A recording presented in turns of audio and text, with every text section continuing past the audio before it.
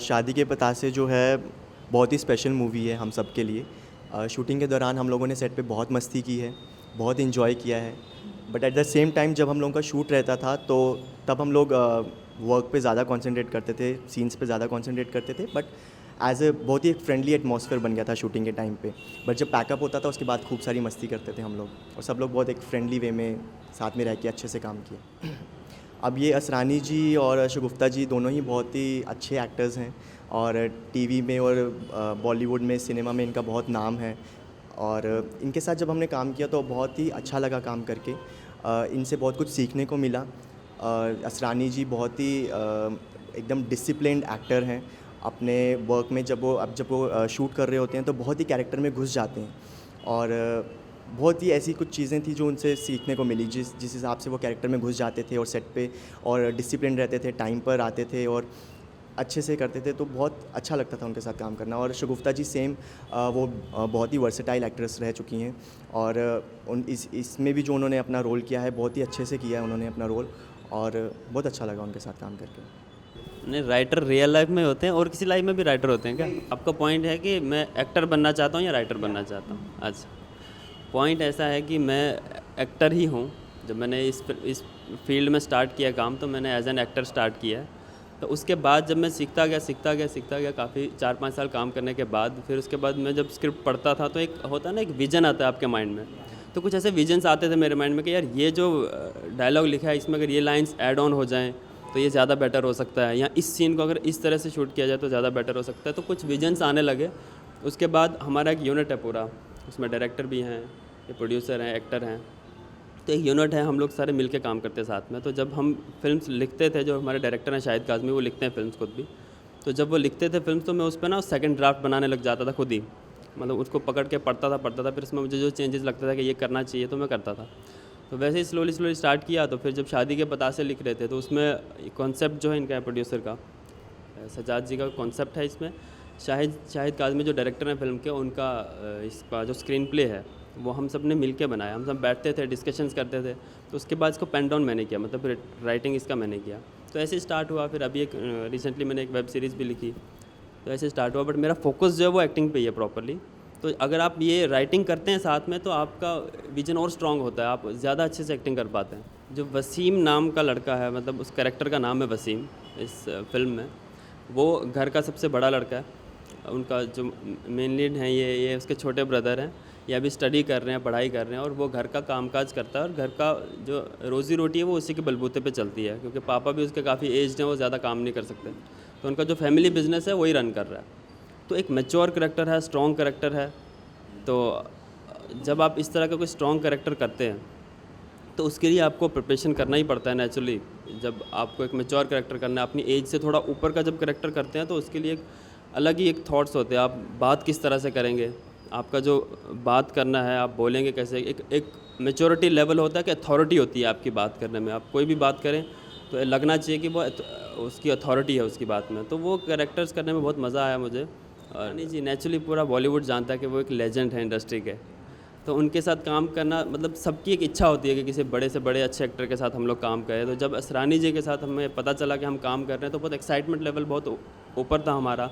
और जब वो सेट पे आए, उनसे हमें बहुत कुछ सीखने को मिला। नेचुरली वो इतने सालों से इंडस्ट्री में काम कर रहे हैं, मतलब कई सालों से इंडस्ट्री में, उतनी हमारी एज भी नहीं है जितनी देर से वो इंडस्ट्री में काम कर रहे हैं। तो उनका एक्सपीरियंस लेवल बहुत ज़्यादा है। वो वैसे बहुत टैलेंटेड हैं एक्सट्रीमली, और वो कभी भी सेट पे ना, मतलब ऐसा रियलाइज़ नहीं होने देंगे आपको कि यार मैं बहुत सीनियर एक्टर हूँ और ये लोग तो ऐसे ही हैं।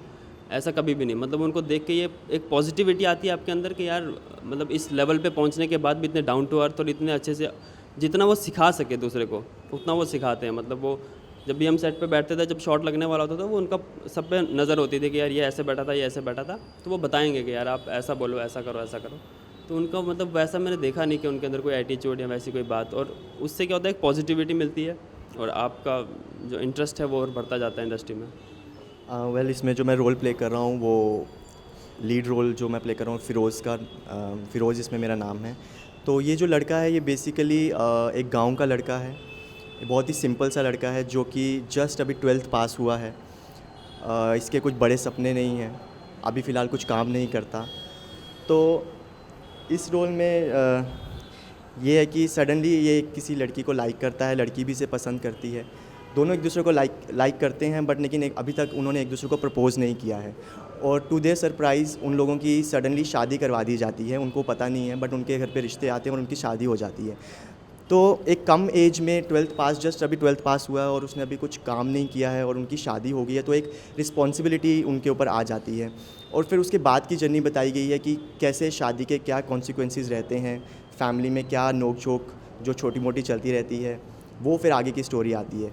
तो जो मेरा कैरेक्टर है इसमें वो बहुत ही पॉजिटिव कैरेक्टर है, थोड़ा सा शाई है और एक स्टैंड लेने वाला लड़का है, इंटेलिजेंट है, समझदार है, अपना पॉइंट ऑफ व्यू रखता है और समझाता है अपनी बीवी को टाइम टू टाइम कि ये चीज़ क्या चीज़ सही है, क्या चीज़ गलत है, और उसको सपोर्ट करता है। और ये कैरेक्टर जो है ये कोई 12th पास कैरेक्टर जो ये 18 साल का लड़का है, जो कि मेरी एज से बहुत ही कम का कैरेक्टर है। तो मेरे लिए वो एक चैलेंज रहा कि अपनी जो मेरी एक्चुअल एज है उससे एक बहुत ही कम एज का कैरेक्टर प्ले करना, तो वैसा एक कैरेक्टर मेरे लिए बहुत ही अच्छा कैरेक्टर जो पहली बात तो ये कि सोशल इशू है, एक सोशल इशू, हर तीसरे घर की कहानी है ये वहाँ पे। और दूसरी मेन बात ये थी कि मेरे एक फ्रेंड की कहानी है, मेरा एक दोस्त था, उसकी कहानी है, बहुत ही इंटेलिजेंट था वो अपनी पढ़ाई में, तो सडनली उसकी शादी होगी घर की कुछ रीजंस की वजह से, और वो आगे की जो पढ़ाई है वो जारी नहीं रख पाया। तो ये कॉन्सेप्ट था मेरे माइंड में कि इसको करते हैं। तो शाहिद काज़मी जी आए थे, हमारे डायरेक्टर, हमारे वहाँ पुंछ पे आए, तो मैंने उनको ये कॉन्सेप्ट बताया कि इस तरह का कॉन्सेप्ट मेरे पास था। एक्चुअली वो एक मूवी शूट कर रहे थे वहाँ पे बादशाह, तो मैंने उन्हें इस कॉन्सेप्ट थोड़ा सा सुनाया तो उन्हें बहुत अच्छा लगा। तो बड़ी पॉजिटिविटी के साथ उन्होंने कहा कि आप एक काम करो, इसका पूरा ड्राफ्ट तैयार करो और फिर आओ।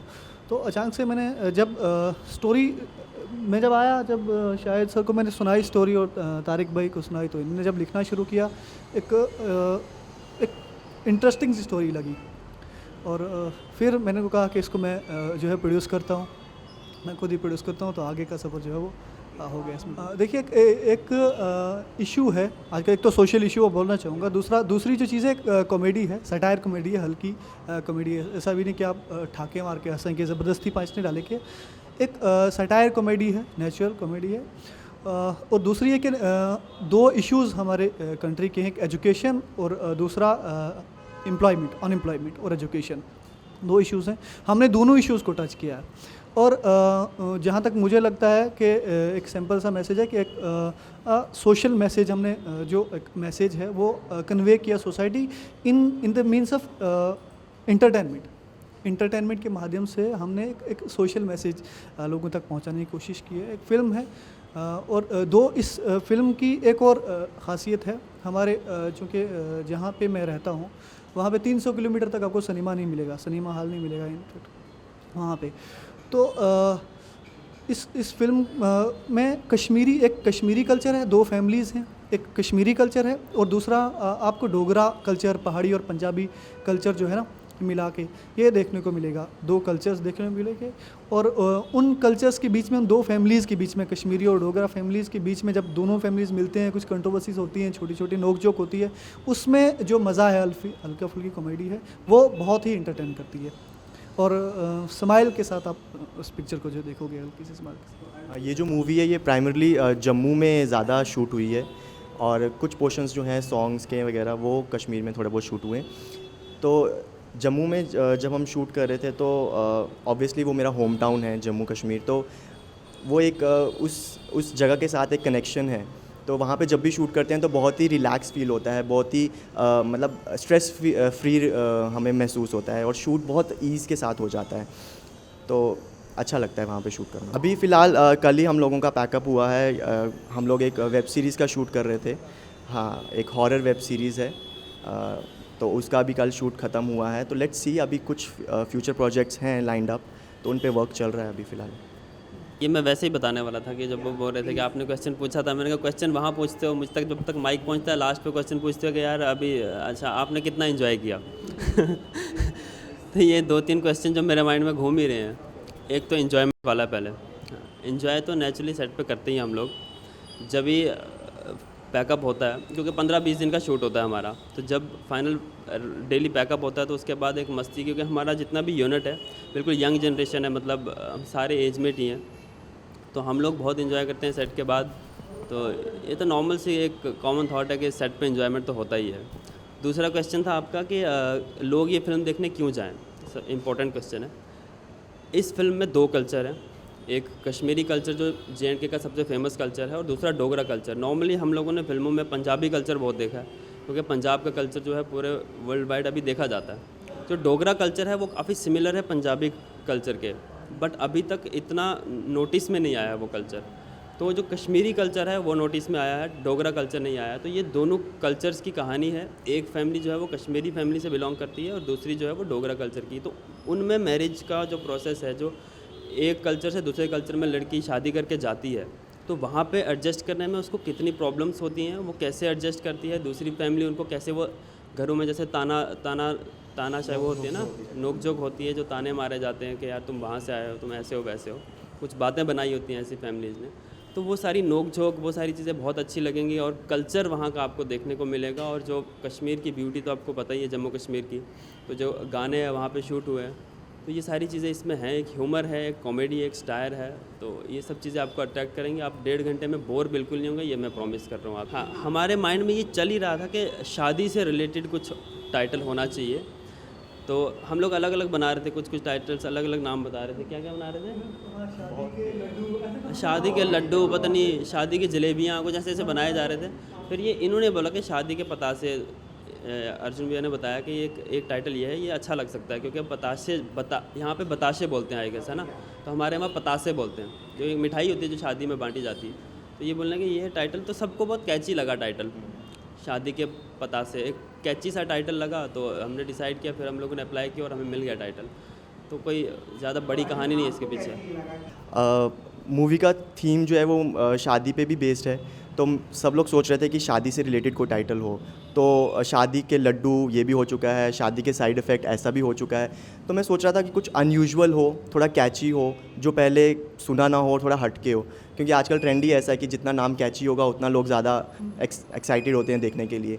तो मेरे माइंड में ऐसे ही मैं सोच रहा था कि मैच कर करके क्या हो सकता है, क्या हो सकता है, क्या हो सकता है। तो सडनली माइंड में आया कि यहाँ पतासे, क्योंकि पतासे एक टिपिकल स्वीट है वहाँ का, जम्मू कश्मीर का, जो कि जब कोई संगीत होता है शादियों में या कुछ भी ऐसा होता है तो वो डिस्ट्रीब्यूट की जाती है।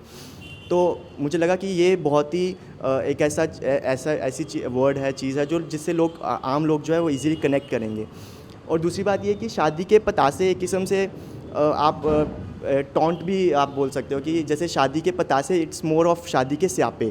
आप इसको उस वे में भी ले सकते हो कि जैसे शादी के साइड इफ़ेक्ट्स होते हैं, शादी के स्यापे क्या हो सकते हैं, तो उसको एक टॉन्टिंग वे में बताया गया कि अब जैसे शादी का लड्डू जो खाए वो पछता है, जो ना खाए वो ही पछता है। सिमिलरली शादी के पतासे जो है वो शादी के बाद का क्या नोक झोंक रहती है घर में, फैमिली में क्या प्रॉब्लम्स आती हैं, कैसे वो एडजस्ट करते हैं, क्या वो सब चीज़ों के रिलेटेड ये एक टाइटल जो है वो हमने डिसाइड किया फिर शादी। मैं आपको बता दूं कि शादी के पतासे जो हैं इसमें 4 ट्रैक्स हैं और चारों ट्रैक्स बहुत ही अच्छे हैं और सारे ट्रैक्स एक दूसरे से बहुत ही अलग हैं। एक सैड सॉन्ग है, सैड रोमांटिक, एक बिल्कुल ही रोमांटिक सॉन्ग है, और एक राजा हसन ने गाया है सूफ़ी सॉन्ग, और एक सॉन्ग जो है वो हमारा कश्मीरी सॉन्ग है इसमें।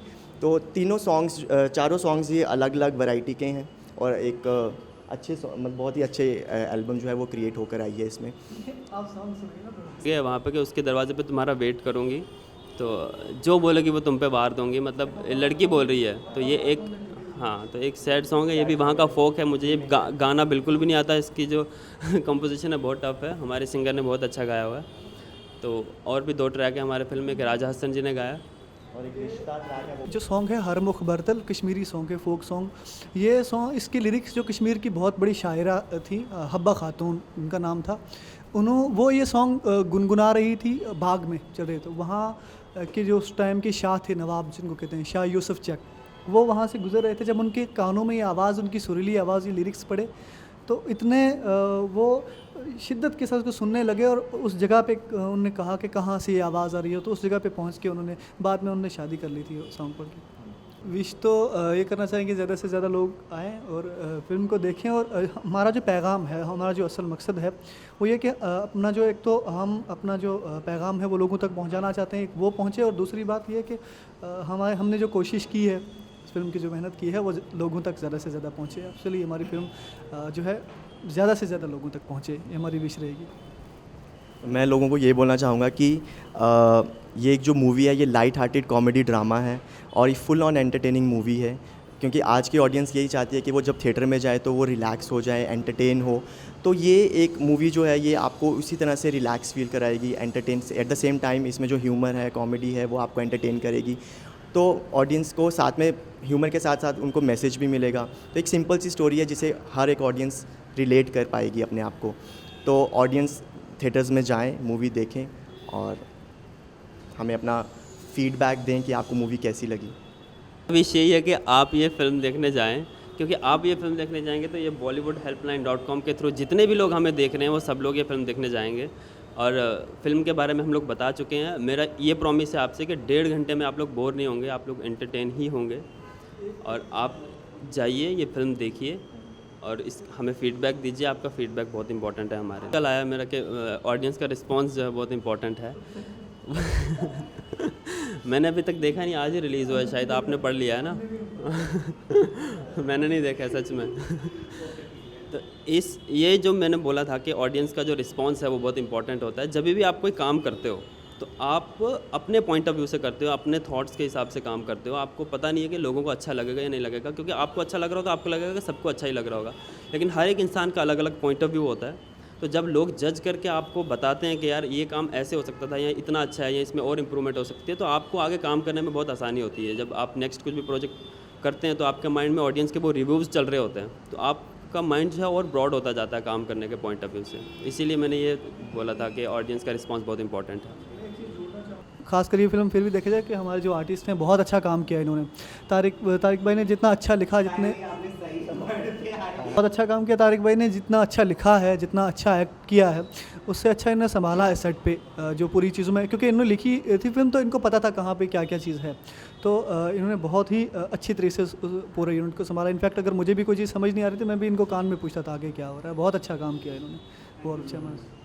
Thank you. ऐसा ट्वीट तो किया है कि वो बॉलीवुड इंडस्ट्री छोड़ रही है, बट मे बी वो ट्वीट गलत भी हो सकता है, तो कुछ कह नहीं सकते हैं, क्योंकि अभी तक वो मीडिया के सामने आके उसने खुद से नहीं बोला है कि वो अगर छोड़ रही है तो क्यों छोड़ रही है, क्या रीज़न्स हैं उसके पीछे, क्या उसको कोई कहीं से कुछ थ्रेट्स मिल रही हैं या क्या है, या फैमिली प्रेशर के अंडर आके वो ये सब चीज़ें बोल रही है।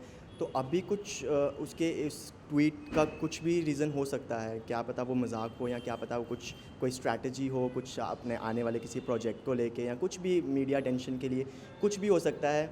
तो उसके बारे में अभी हम क्या अभी फ़िलहाल हम कुछ नहीं बोल सकते जब तक वो खुद मीडिया के सामने आके ये चीज़ नहीं बोलेगी और रीज़न नहीं देगी कि क्या है, क्यों वो छोड़। ज़ाहिरा वसीम का जो इस टाइम पे ये चल रहा है, जो उन्होंने इंडस्ट्री क्विट करने की बात की है, इसमें बहुत सारी जम्पशंस आ रही हैं कि वो ये एक पब्लिसिटी स्टंट हो सकता है या फिर अभी वो नेक्स्ट बिग बॉस 13 में आने वाली हैं, ऐसा कुछ है। बहुत सारी जम्पशन चल रही हैं, बट वो सारी न्यूज़ अभी तक कंफर्मेशन नहीं है, हमारे सामने कोई भी बात क्लियर नहीं है। तो हमारे सामने एक ही बात है कि वो इंडस्ट्री क्विट कर रही हैं। तो इस बात पे अगर मैं ये जजमेंट दूँ, हर एक इंसान का एक पर्सनल डिसीजन है, वो अगर इंडस्ट्री क्विट करना चाहती हैं, कोई इंडिविजुअल डिसीजन है। जो उनका आर्टिकल था मैंने पढ़ा है, वो उसमें मतलब ऐसा कुछ लग नहीं रहा कि वो किसी के प्रेशर में आके ये ऐसा बोल रही हैं। उनका एक इंसान का हृदय परिवर्तन होने में ज़्यादा टाइम नहीं लगता। अगर उनको ऐसा इस टाइम पे फील हो रहा है कि मतलब एक धर्म भ्रष्ट होने की बात की उन्होंने कि मतलब मेरा धर्म इस चीज़ की इजाज़त नहीं देता, तो मेरे पॉइंट ऑफ व्यू से तो ऐसा नहीं होना चाहिए। अगर आप अच्छा काम कर रहे हैं, एक सोशल मैसेज लोगों तक पहुंचा रहे हैं, तो इसमें एक आर्ट के सामने आपका धर्म नहीं होना चाहिए, और आता भी नहीं, आपको मना भी नहीं करता है। तो अगर उनका ये डिसीज़न है तो एक इंडिविजुअल डिसीज़न है, हम एक्सेप्ट करते हैं उनका डिसीज़न, और क्या कर सकते हैं। अगर तो वो अपने चीज़ को लेके बोल रही है कि अगर उनको सच में ऐसा कुछ हृदय परिवर्तन हुआ है, वो दैट सॉर्ट ऑफ अगर कुछ चीज़ है, तो हम उसके लिए कुछ नहीं कह सकते कि उनका ये एक इंडिविजुअल डिसीजन है। बट अगेन अगर वो किसी प्रेशर में आके ऐसा कुछ कर रही हैं तो ऑब्वियसली वो चीज़ गलत है, क्योंकि अभी तक उन्होंने जितना भी काम किया है बहुत ही अच्छा काम किया है, बहुत ही डिसेंट काम किया है और अच्छे कास्ट के साथ काम किया है उन्होंने। तो ऐसा नहीं है कि मतलब कुछ उन्होंने कुछ ऐसा काम कर दिया आउट ऑफ द फील्ड वैसा जाके जिसमें उन्होंने एक्सपोज कर दिया हो या बोल्ड सीन्स कर दिए हो, वैसा भी कुछ नहीं किया उन्होंने, जिस वजह से उनको कुछ रिस्ट्रिक्शंस हो रही हो बॉलीवुड के। तो बॉलीवुड में ज़रूरी नहीं है कि आप बोल्ड सिनेमा ही आप करो। आप जिस तरह से वो अभी काम कर रही हैं, जैसे उन्होंने इसमें किया था, दंगल में किया था, सीक्रेट सुपरस्टार में किया था, अभी रिसेंटली उनकी एक और शूट ख़त्म हुआ है, द स्काई इज़ पिंक। तो काफ़ी अच्छा प्रोजेक्ट वो कर रही हैं। आई डोंट नो व्हाई उन्होंने ऐसा ट्वीट किया है। और ऐसा भी अभी हमें सुनने को मिला कि बिग बॉस 13 में वो आ रही हैं। तो हो सकता है ये कोई ऐसा ही कुछ प्रैंक भी हो सकता है, कोई स्ट्रैटेजी कुछ भी हो सकती है। Let's see what happens.